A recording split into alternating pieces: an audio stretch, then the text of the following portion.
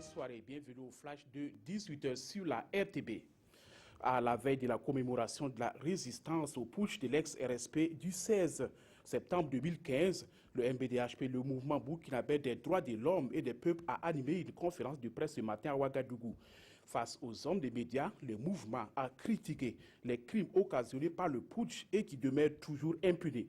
Le MBDHP a pointé du doigt les autorités politiques et judiciaires, les jugeant inactives dans ce dossier. Les responsables du SYNCHA, le syndicat national des travailleurs de la santé humaine et animale, section Kadiogo, eux aussi, étaient devant la presse ce jeudi à Ouagadougou. Ce syndicat proteste contre la crise au Kameg. Il entend ainsi tenir un sit-in le lundi prochain pour exiger l'annulation des décisions prises par le gouvernement sur la Kameg. Le SYNCHA réclame également une relecture du statut de la centrale et le traitement de sa plateforme revendicative.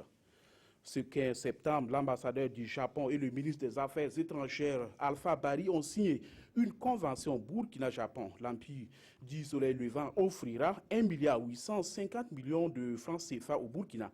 Avec cette somme, le gouvernement pourra acquérir du riz à la SONAGES pour le revendre à prix social aux populations. La somme récoltée par la vente du riz permettront de réaliser divers projets de développement économique et social.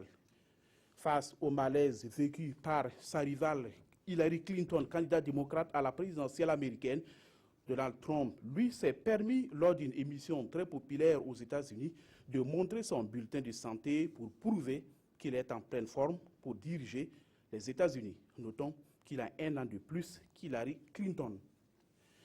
Au Brésil, après Dilma Rousseff, c'est au tour de son mentor, l'ancien président Lula da Silva, de faire l'objet de poursuites judiciaires. Le parquet brésilien a demandé la mise en examen de l'ancien président pour corruption et blanchiment d'argent. Lula da Silva serait impliqué dans le scandale de la compagnie pétrolière Petrobras.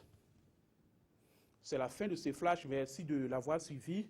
Prochain rendez-vous de l'actualité, c'est à 19h avec Issa Lankwande et 20h avec Nathalie Kaoré. Bonne soirée.